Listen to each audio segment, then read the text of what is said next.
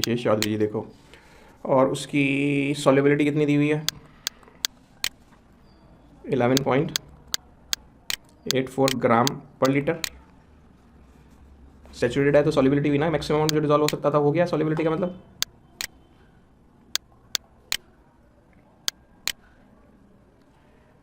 अब आपको कहा गया था जब भी ग्राम पर लीटर में तो क्या करना, उसे मॉलिकुलर वेट से डिवाइड कर लेना। तो मॉलिकुलर वेट आ रहा है कितना 0.5, 7 and 5 is 12, 3 and 1 4, ये आ रहा। बोलो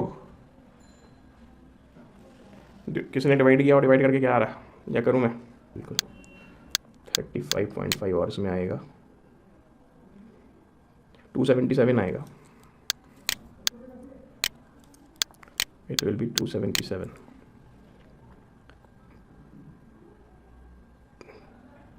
4.26 into 10 to the power -4 या -2 मोल पर लीटर। ठीक है, तो अगर इसकी सॉल्युबिलिटी एस है, ये नहीं है, ये नहीं है, फिर ये नहीं रहेगा, this will be S, this will be 2s।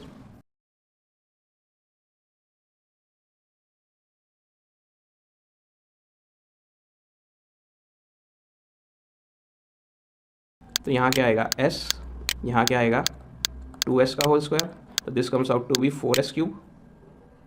तो 4s cube, s is 4.26 into 10 to the power -2 and q will be this। तो ये 3.09 into 10 to the power -4 आ रहा है मेरा ख्याल से सर। हाँ ये यार मोनोबेसिक एसिड समझते हैं जो एक ही H+ देता है।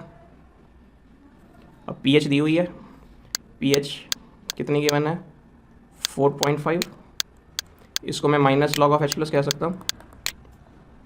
तो यहाँ से H+ क्या आएगा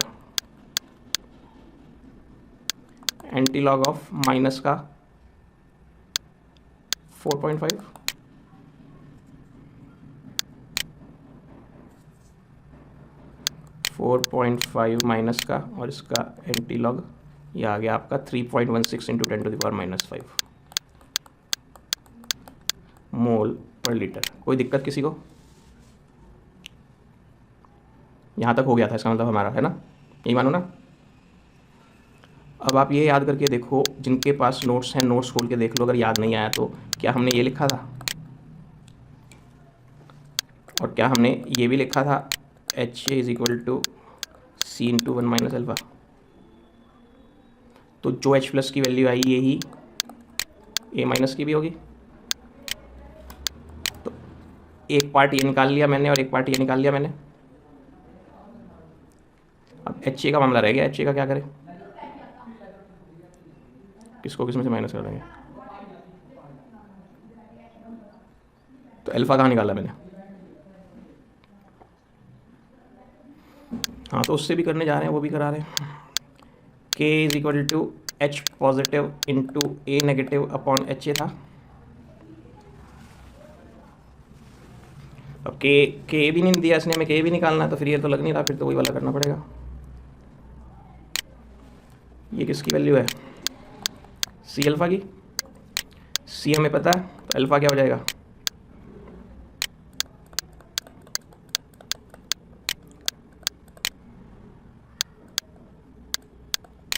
बोलो सर, जिसको नहीं आ रहा जल्दी आवाज़ तेज करो। आ गया? तो यहाँ C की जगह क्या डालूँ,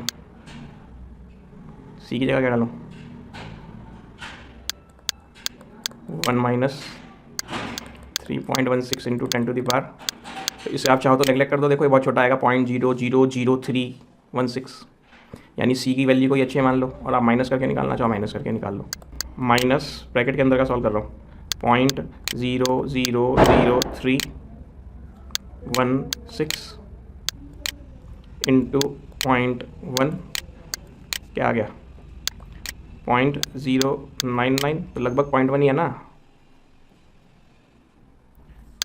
ये भी आ गया। अब K क्या है,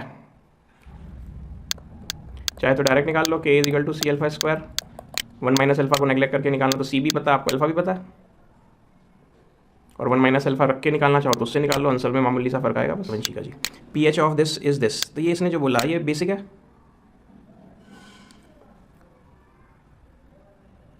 हाँ तो इसीलिए तो मैं करके दिखा रहा हूँ इस तरह से कि मुझे कंपाउंड का फार्मूला नहीं पता, मैं फिर भी करके दिखा रहा हूँ। मैं अलग से आपको कंपाउंड का फार्मूला बोल देता हूँ, बाई चांस मुझे आता है, यह है इसका हाइड्रोजन का फार्मूला।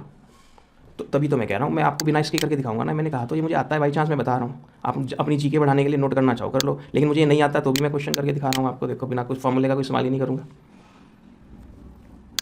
पीएच गिवन है कितनी 0.0 सॉरी 9.7। अब दो तरह से है, एक तो मैं इसको यहीं की यहीं H+ की कंसंट्रेशन निकाल लूँ, और या फिर मैं इसको दोनों में से जैसे चाहे कर लो। क्वेश्चन दोनों तरह से बिल्कुल सही होगा, कोई रट्टा नहीं मारना कि जी ये जरूर करना है, पहले ये करना था वो करना था, नहीं कुछ नहीं।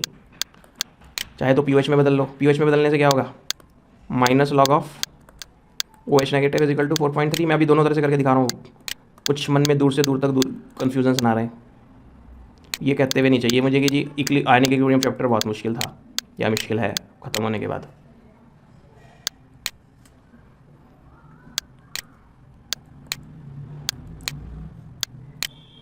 (5.01 × 10⁻⁻5 आया गया। अब मान लीजिए हम इस रास्ते ना जाते, हम करते क्या कि जी हम तो नहीं पीएच का ही लेके बैठे, तो पीएच का ही लेके बैठे तो minus log H+ is equal to 9.7 करते। H+ क्या आता एंटी लॉग ऑफ माइनस का 9.7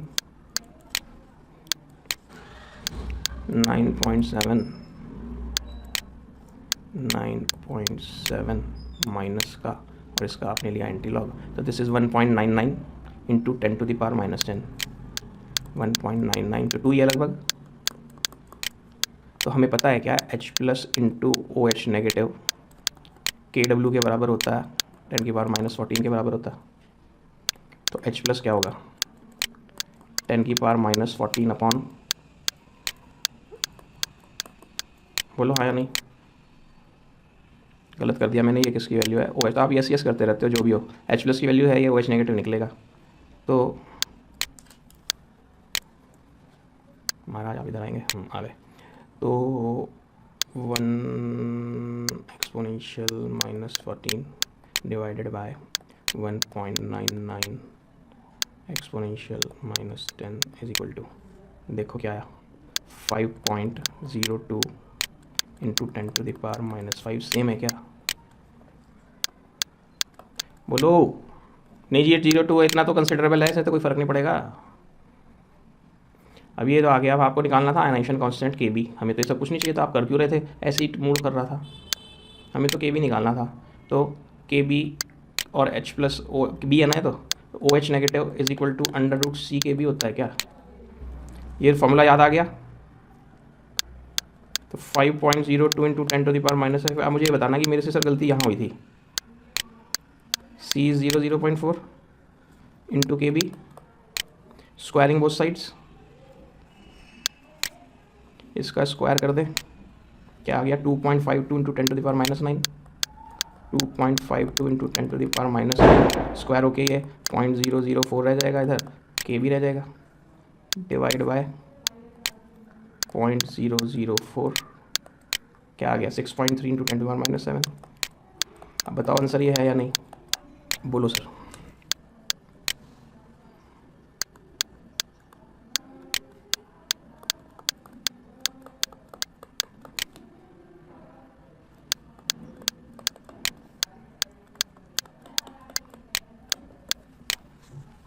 ठीक है, तो ये क्वेश्चन मैंने आपको करा नहीं रखा, उस दिन जिस दिन 12 क्वेश्चन कराए थे।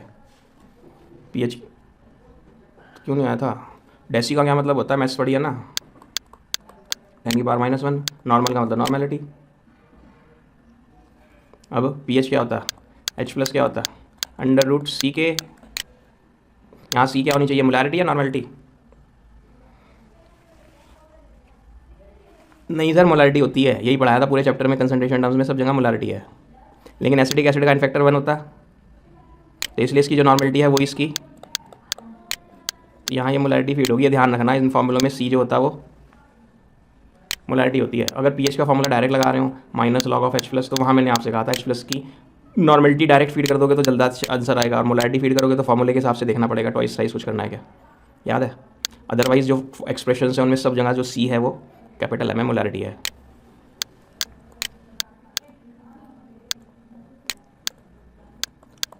अब असली मुसीबतों का पहाड़ टूटता है आपके ऊपर कॉमन आयन इफेक्ट हेडिंग के साथ इस चैप्टर का। ठीक है, अब मैं कहानी में जान डालने के लिए वैल्यूज़ के साथ समझाता हूँ और आखिर में आके कह देता हूँ ये जितनी वैल्यूज़ लिखी हैं ये सब गलत हैं, लेकिन कंसेप्ट जो मैंने सिखाया वो बिल्कुल सही है, और फिर रीज़न भी दे दूँगा कि मेरी वैल्यूज़ क्यों गलत हैं। ये मैंने पानी में एसिटिक एसिड डाले 10 डाल सकता था, ये नहीं थे 10 में से सारे मर जाएंगे या कुछ मरेंगे, क्योंकि acetic acid is a weak acid. मान लो 4 मरे तो ये कितने,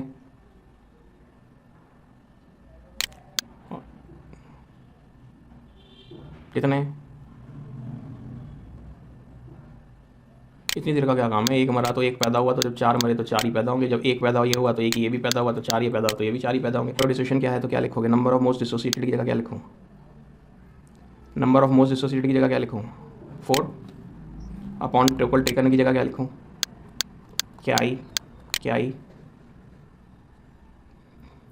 अब अनन्या मोहन जी आए इसी बीकर में आके मिलावट करने की इंटेंशन से इसी में इन्होंने क्या डाल दिया, सोडियम एसिटेट। क्या एक सॉल्ट डाला, एक इलेक्ट्रोलाइट डाला। जिस इलेक्ट्रोलाइट में क्या खासियत थी कि इस इलेक्ट्रोलाइट का एक आयन इस वाले इलेक्ट्रोलाइट के एक आयन से मैच कर रहा था। हेडिंग देखो, तो इसमें कॉमन आयन कौन है, एसिटेट आयन। मान लेते हैं इन्होंने ये लाके 3 डाले, कितने, ये नहीं थे ये मर गए होंगे या 3 में से कुछ गए होंगे, क्यों, क्योंकि ये तो स्ट्रॉन्ग इलेक्ट्रोलाइट है, सोडियम पोटेशियम सॉल्ट तो सब स्ट्रॉन्ग इलेक्ट्रोलाइट होते थे, इनफैक्ट सॉल्ट्स ही स्ट्रॉन्ग इलेक्ट्रोलाइट होते थे, ये तो पूरी टूट जाएगा, कुछ क्यों जाएगा, याद आया किसी को, तो सॉल्ट है ना सोडियम एसिटेट। अब लीच-एटलियस प्रिंसिपल देखना है तो ये सारा मामला एक ही बीकर में। एसिटेट आयन से पूछा तुम कितने हो गए हो, कहते हम 4 हुआ करते थे 3 हो गए, सॉरी 4 हुआ करते थे 7 हो गए। पहले के क्या था तुम्हारा 4 × 4/6 था क्या, अब क्या के हो गया तुम्हारा, अजी अब तो हो गया 4 की जगह 7 × 4/6, बोलो। लेकिन के की वैल्यू तो चेंज नहीं होती, हमने टेम्परेचर थोड़ी चेंज किया।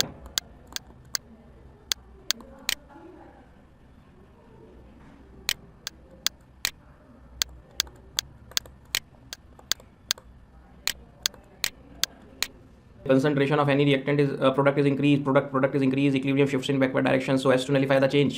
ये बढ़ गया था ना, तो अब ये K नहीं रहा, ये क्या बन गया QA। अब Q को K बनने के लिए कहाँ जाना पड़ेगा, पीछे, और जब पीछे जाएगा तो 7 में से कुछ कम होगा, 4 में से भी कुछ कम होगा,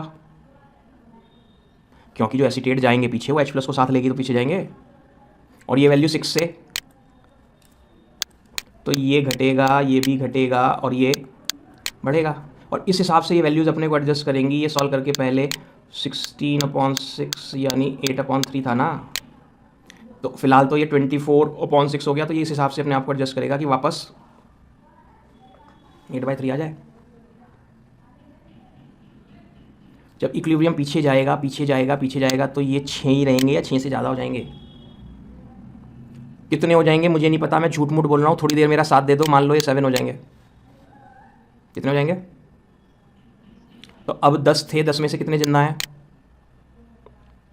7, तो मरे हुए कितने हैं, तो नंबर ऑफ मोल डिसोसिएटेड 3 और टोटल टेकन थे 10, अल्फा क्या हो गया, तो डिग्री ऑफ डिसोसिएशन 0.4 से 0.3 हो गई। क्या करने की वजह से, इस इलेक्ट्रोलाइट के डालने की वजह से, और इस इलेक्ट्रोलाइट में क्या खासियत थी। अब नंदिनी जैन जी बोली अनन्या मोहन जी कुछ कर रहे हैं तो मैं भी कुछ करूं। इन्होंने सोडियम एसिटेट को निकाल के किसी तरह बाहर फेंक दिया, इन्होंने बोला मैं NaCl अंदर डाल रही हूँ, और उन्होंने 3 डाले थे, मैं भी 3 ही डाल रही हूँ, डाल दो भाई। कहते हैं अनन्या मोहन जी की वजह से इक्विलिब्रियम पीछे गया था, मेरी वजह से भी देखो जाएगा, बोलो जाएगा नहीं जाएगा, कुछ नहीं होना। इन 4 से पूछो कितने थे, 4 पहले थे, 4 ही, अब इनके आने से कुछ हुआ, कुछ नहीं हुआ। इन 4 से पूछो तुम कितने थे, 4 ही थे जी। अब कितने हो गए कि जी 4 ही हैं, इनके आने से कुछ हुआ नहीं, कुछ नहीं हुआ। तो इसलिए फंडा कब काम करेगा, कोई बुक नहीं पढ़ा रही जो मैंने पढ़ाया ये बात। जब कॉमन आएगा तभी तो इक्विलिब्रियम मिलेगा। तो कॉमन एंड इफेक्ट समझ आ गया सबको, खूब पूछते हैं 11th क्लास में, 12th क्लास में वाइवा लेते वक्त भी। Degree of dissociation of weak electrolyte is suppressed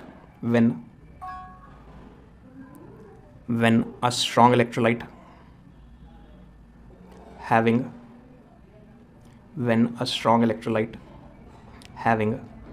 a ion, a ion Hindi में बोलूँ तो having a space ion, having a ion in common with it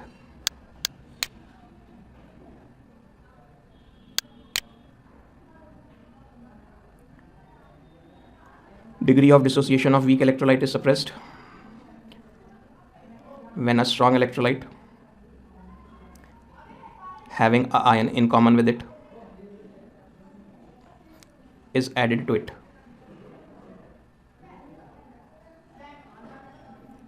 बताइए सर आ गया क्या?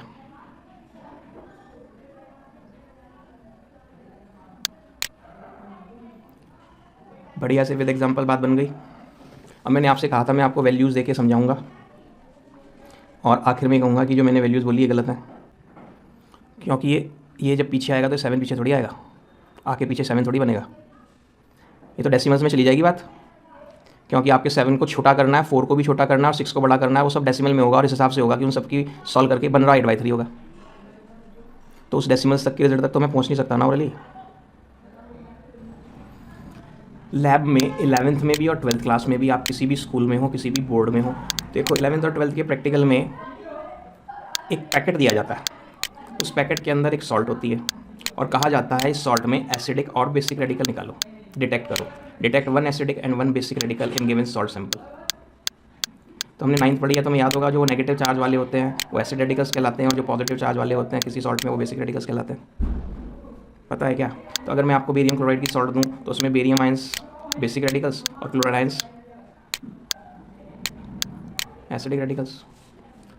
तो वो डिटेक्ट करना होता है। अब डिटेक्ट करने के लिए यूजुअली हम क्या करते हैं कि वो सैंपल जो लेते हैं, एक टेस्ट ट्यूब लेते हैं, उस टेस्ट ट्यूब में इस पैकेट में से पिंच डालते हैं, पिंच समझ गए, चुटकी भर, और फिर उसमें हम डिस्टिल्ड वाटर डालते हैं जो लैब में अवेलेबल होता है और उसको शेक करते हैं उसमें डिजॉल्व हुआ या नहीं हुआ।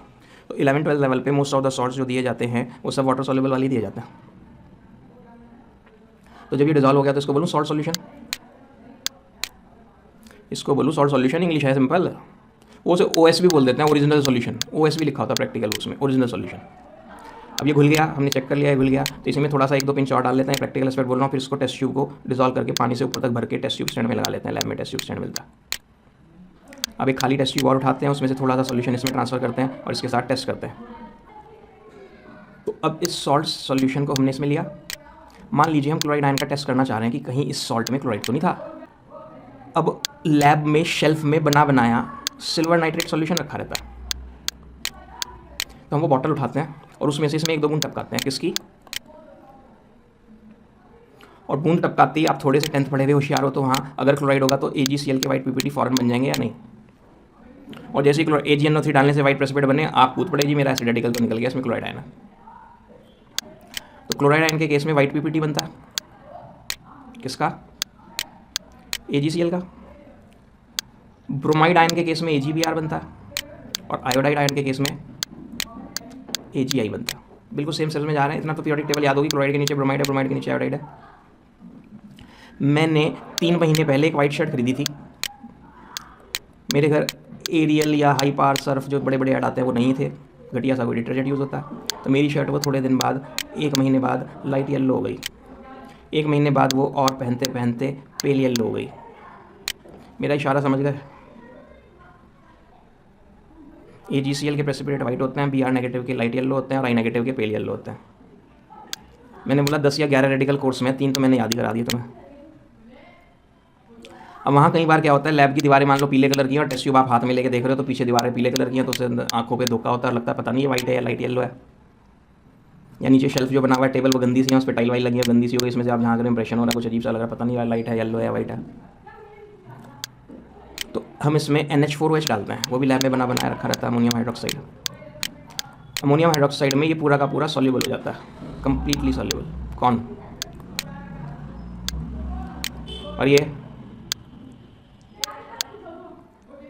पार्शियली सॉल्युबल, थोड़े बहुत घुल गए, थोड़े रह गए। और ये जू का तू पड़ा रहेगा, जरा सा भी नहीं घुलेगा। ये भी लिंक है देखो, थोड़ा, पूरा, थोड़ा, बिल्कुल नहीं।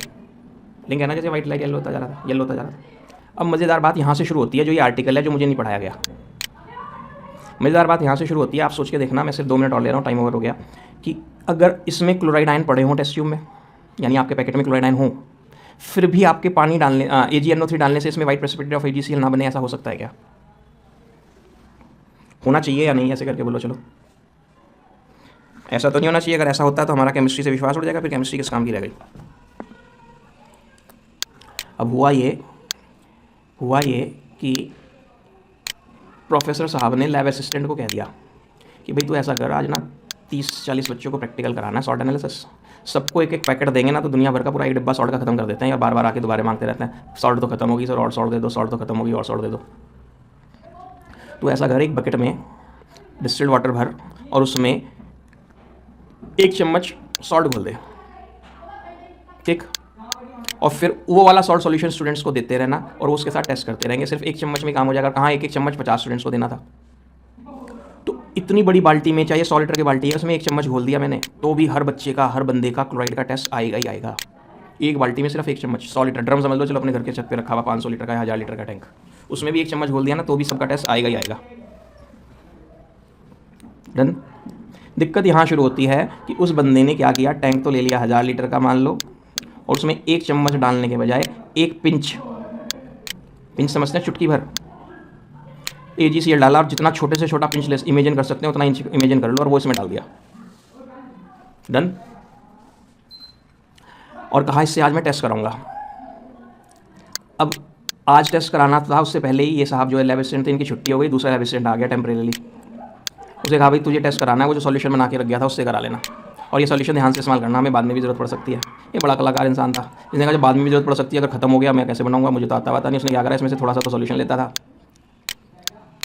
और बाकी से पानी से भर लेता था, और फिर स्टूडेंट्स को सर्व करता था। स्टूडेंट्स को ये मिला हुआ बिल्कुल डाइल्यूटेड है या नहीं। पहले तो वही पिछले वाला बदमाशी कर गया, इसने इसे भी डाइल्यूट कर लिया। अब इसने आपने टेस्ट ट्यूब में लिया, सिल्वर नाइट्रेट डाला, वहाँ क्लोराइड अंदर है या नहीं है या नहीं है, जवाब ये है पूछना है। और आप इसमें AgNO3 डाल रहे हो तो प्रेसिपिटेट आएंगे ही नहीं, है पक्का है, लेकिन आपने डाला AgNO3 डाला, प्रेसिपिटेट नहीं आ रहे। ऐसा होता है, ऐसा हो सकता है, मतलब कि होने पे भी ना आए। तो वही केमिस्ट्री मुझे समझनी है कि भाई ऐसा कैसे हो सकता है होने पे भी। तो कल हम इस बात को बढ़ाएंगे। बैकग्राउंड मैंने तैयार कर दिया, बस एक बार दिमाग में कहानी हल्की सी घुमा लेना कि हाँ उसमें क्लोराइड आयंस थे और फिर भी सिल्वर नाइट्रेट डालने से प्रेसिपिटेट नहीं आ रहे थे। क्यों? क्योंकि क्लोराइड आयन की कंसंट्रेशन बहुत ही, तो लेड पॉइजनस होता है क्या पता हो? तो जो पानी हम पीते हैं क्या उसमें लेड आयंस हैं? लेड पॉइजनस होता है। तो जवाब है जो पानी हम पीते हैं उसमें लेड आयंस हैं, होते हैं। तो फिर हम मरे क्यों नहीं, फिर हम बीमार क्यों नहीं हुए? तो शायद स्लोली कुछ हो भी रहा हो इफेक्ट। तो अब हमारे से कहा गया भाई इस लेड आयन का टेस्ट करो, यहाँ के ड्रिंकिंग वाटर में लेड आयंस हैं या नहीं। तो लेड का जो भी टेस्ट होता हो, अगर मैं वो टेस्ट अपना ड्रिंकिंग वाटर लेके करूँ तो उसमें लेड आयंस होने के बावजूद हो सकता है वो टेस्ट ना आए जो रूटीन टेस्ट में लैब में कराए जाते हैं। और फिर वही सैंपल हमने किसी हाई-फाई लैब के पास भेज दिया और उसने बोला जी नहीं इसमें लेड है, और उसने हमें कंसंट्रेशन भी बता दी, और हम अपने स्कूल में कर रहे हैं, हम कह रहे हैं जिसमें तो लेड ही नहीं है, टेस्ट ही नहीं आ रहा। तो ये क्या फंडा है कि होंगे तो भी नहीं आ रहे, और हाई-फाई लैब कर रही है तो वो कह रही है हाँ इसमें है, मैंने बता दिया, और वो कंसंट्रेशन भी बता रही है। ठीक है, तो हेडिंग समझ आ गई। Predict whether precipitation will take place और नॉट। सिल्वर नाइट्रेट एनालिसिस में प्रेसिपिटेट बनेंगे या नहीं बनेंगे, ये कहानी हम समझेंगे KSP और QSP के बेसिस पे।